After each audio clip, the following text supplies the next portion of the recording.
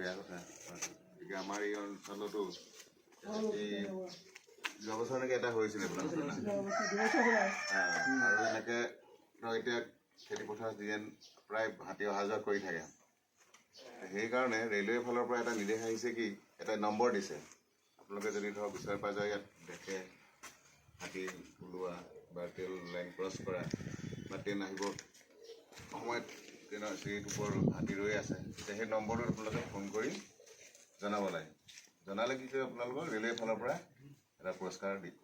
দিব তেওঁলোকে যিজনে মানে ফোন কৰি জনায় সেই নম্বৰটো মই দি যাম আৰু যিমান পাৰে মানে এইটো লগে লগে মানে ফোন ৰিলেট কৰিব লাগে পাৰিলে ফটো ল'ব লাগে দিনতে হওক ৰাতি হওক সন্ধিয়া হওক যেতিয়াই হওক সেই উদ্দেশ্যটো যেতিয়াই বেলেগ এনেকৈ এতিয়া গুৱাহাটী কালি পৰহি আপোনাৰ ঘগৰাপাৰ ওলাইছে মই এজন ড্ৰাইভাৰে দেখিছে ড্ৰাইভাৰে দেখি ফটো মাৰি সেই নাম্বাৰটোত মানে দিলে DRMে মাতি লগে লগে কাগজ দেখিলাই হওক কিবা এটা ট্ৰফি এটাই হওক পুৰস্কাৰ এটা পাইছে তেওঁৰ ৰেলৱে নাম এটা উঠিছে গতিকে এটা সজাগতা হওক মানে আৰু ৰাইজ সজাগ হৈ থাকিব যে ৰেলৰ ফালৰ পৰা নম্বৰ এটা দিয়া হৈছে যে হাতী ওলাইছে ফটো মাৰ বা এই নম্বৰটোত ফোন কৰি দিম আৰু এই নম্বৰটো আপোনালোক যুৱ সংঘৰ সকলো সদস্যক দি দিব ৰাইজকো যাক যাক দি দিব লগে লগে যাতে কাৰণ আপুনি নাথাকে কোনোবা এজনে দেখিব সেই গতিকে সেইটোৱে বেলেগ আপোনালোকে আজি মিটিংখন কিহৰ বাবে দিয়া হৈছে বাৰু ছাৰ হয় এই মিটিংখন আপোনালোকে দিয়া উদ্দেশ্য হৈছে আপোনালোকে গম পাইছে আজি কিছুদিনৰ আগতেই লামডিং ডিভিজনত ৰেলৰ আগত পৰি প্ৰায় 7-8টামান হাতী মৃত্যুমুখত পৰিবলগীয়া হৈছে সেইকাৰণে ৰেলৰ ফালৰ পৰা এটা নিৰ্দেশক্ৰমে আমি এখন মানে যিখিনি জেগাত হাতী অহা যোৱা কৰে বা ওলায় তাৰ ৰাইজৰ লগত এখনি ৰাজহুৱা সভা পাতি সজাগতা হিচাপে এই মিটিংভাগ মানে আয়োজন কৰা হৈছে আৰু ৰেলৰ ফালৰ পৰা এটা নম্বৰ দিয়া হৈছে যাতে যিকোনো লোকে হাতী ট্ৰেইন ক্ৰছ কৰা বা হাতী জাক আহি থকা দেখা পালে যাতে ৰেলৱেক খবৰ দিয়ে আৰু ইমিডিয়েট মানে সেই নম্বৰ ফোন কৰি ৰেলৱেক জনায় সেইভাৱেই এই সভা আহ্বান কৰা হৈছে আপোনালোকৰ গাঁৱৰ পৰা কিবা ক'ব নেকি ধৰক কি হৈছে কি নোহোৱা আপোনালোকৰ গাঁৱৰ চুবুৰীৰ ওচৰত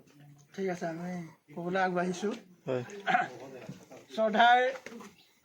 হাৰমতি ৰেলৱে খণ্ড বিষয়া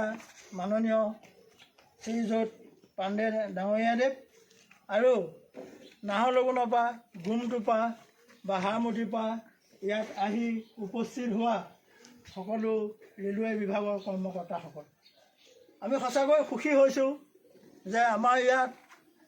আমাৰ এই ৰঙাদী ৰিজাৰ্ভ অঞ্চলতো আজি 2 বছৰ আগত এখন ৰেলৱেত এটা হাতী ধ্বংস হৈছে সেইটো এটা বৰ মৰ্মান্তিক দিশ আৰু আজি এসপ্তাহৰ আগতেই আজি লামডিং ষ্টেচনৰ লগত সংগতি থকা পথত 8টাকৈ বনৰীয়া হাতী ধ্বংস হ'ল ইয়াৰ লগতেও দেশ বিদেশৰ কোনো ঠাইত যথেষ্ট হাতী ধ্বংস হৈ আহিছে গতিকে আজি আমাৰ খণ্ড বিষয়াৰ লগতে আজি ৰেলৱে ডিপাৰ্টমেণ্টৰ যিখিনি কাৰ্যকৰ্তা আহি আজি আমাৰ ৰঙাদী ৰিজাৰ্ভ ৰূপজ্যোতি যুৱ সংঘৰ সৌজন্যত তেখেতৰ নিৰ্দেশক্ৰমে আজি যিখন সজাগতা সভা বনৰীয়া হাতী সুৰক্ষাৰ কাৰণে যিখন সজাগতা সভা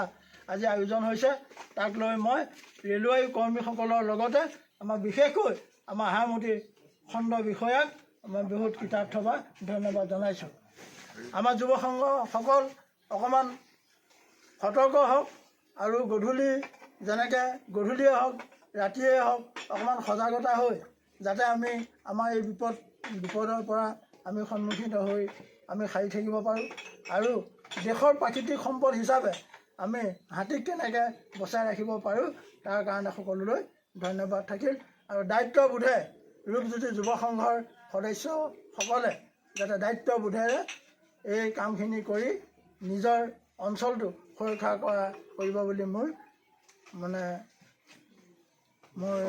অৱগত কৰিলোঁ